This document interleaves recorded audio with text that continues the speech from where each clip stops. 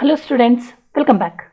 In this session, we will discuss how to represent irrational numbers on number line and inserting an irrational number as well as a rational number between given numbers. Let's get into details. Students, let's discuss how to represent square root of 2 on a number line.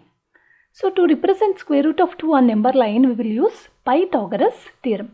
For convenience, I have drawn two right angle triangles. This we will discuss in a moment. First look into this right angle triangle. So let me name this as P, Q, R. From the diagram, you can identify that PQ is a perpendicular and QR is the base. So according to Pythagoras theorem, PR square is equal to PQ square plus QR square, or else PR can also be represented as PQ square plus QR square. Let's take base and perpendicular as one unit, that is PQ perpendicular and base QR is equal to 1 unit.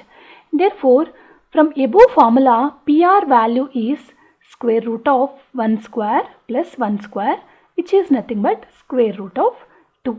So, to represent square root of 2 on number line, we will draw a right angle triangle by considering base is equal to 1 unit and perpendicular also equal to 1 unit. Let's represent this right angle triangle on number line. Now look into this number line. As you know that 0 indicates a midpoint. So here I will represent 0 and all positive numbers are represented on the right hand side. So here is 1, here is 2 and all negative numbers on the left hand side, minus 1, minus 2. As we discussed, the base and perpendicular should be 1 unit. So from 0 to 1, I'll mark this point as A. Let's take 0 as O. So this OA is nothing but 1 unit. Now from A, we will draw a perpendicular such that it measures 1 unit. Now mark this point as B. So AB is equal to 1 unit. Now join O with B. So this OB is nothing but the hypotenuse for the right angle triangle OAB. According to Pythagoras theorem, OB square is equal to OA square plus AB square, or we can write it as OB is equal to square root of OA square plus AB square. Now let's substitute the values of OA and AB, that is 1 unit. Then it is going to be 1 plus 1, which is nothing but square root of 2. So that indicates OB is square root of 2. Now with OB as a radius and O as the center, draw a circle such that it cuts a number line at a point. We'll mark that point as C. As it is a circle and OB is equal to OC, that is equal to radius of the circle. So OC indicates square root of 2 units. So the distance of C from O is square root of 2. In a similar way, we can represent square root of 3 by considering OC as the base, that is square root of 2 as the base, and drawing a perpendicular at a point C. In next example, we will represent square root of 5 on number line. Let's see how we can represent square root of 5 on number line. To save the time, I have drawn right angle triangle on number line.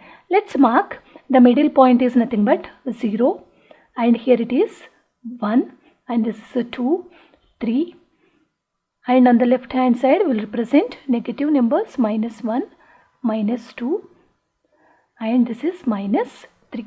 As we know that square root of 5 can be represented as square root of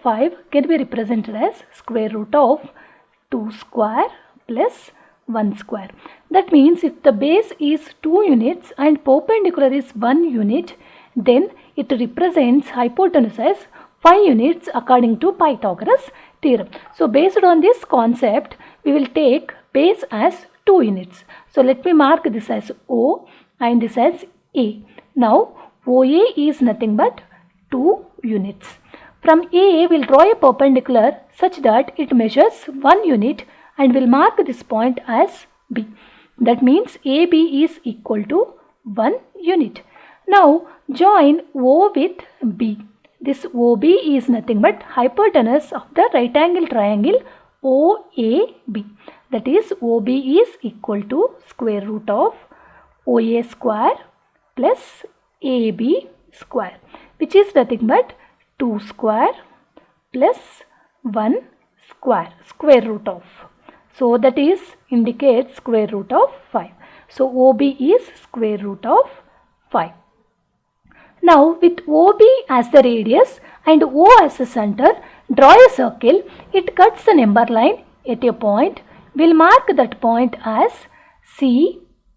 This OC is nothing but square root of 5. In similar way, we can represent any irrational number on number line. Let's look into how to insert an irrational number between given numbers. Let's solve following examples on board. In previous sessions, we discussed how to insert a rational number between given numbers. Now let's see how we can insert an irrational number between given two numbers. Here the question given is find an irrational and rational number between 0.23 and 0.24. Let's write the solution for this. So a rational number is nothing but which is a terminating or it can be a recurring decimal. So I can take one rational number between given two numbers as 0.235.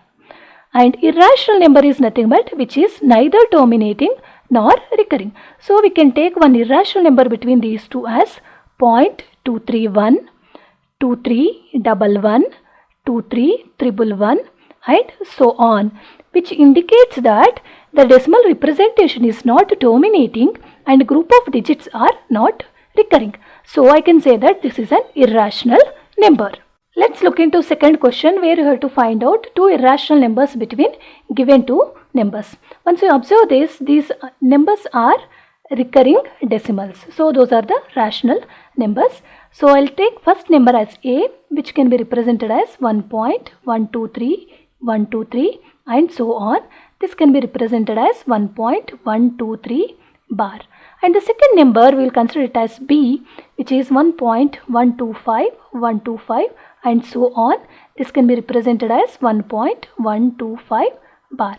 Now we have to represent two irrational numbers such that those numbers lies between these two. So I will consider one irrational number as C, which I represent it as 1.1230, 12300, 12300 and so on. One more irrational number between these two, we can take it as 1.124, 124 11, 124 111 and so on. These two are the irrational numbers which lies between given two numbers. Now let's look into the third question where you have to find out an irrational number between square root of 3 and square root of 5. So for such type of questions, we will calculate square root of given two numbers, that is square root of 3 into square root of 5, which is nothing but square root of 15. This can also be represented as 15 to the power 1 by 4. In next session, we will discuss how to represent real numbers on number line by using successive magnification method. Please feel free to provide your questions or feedback in comment section. Thank you for listening. Have a great day.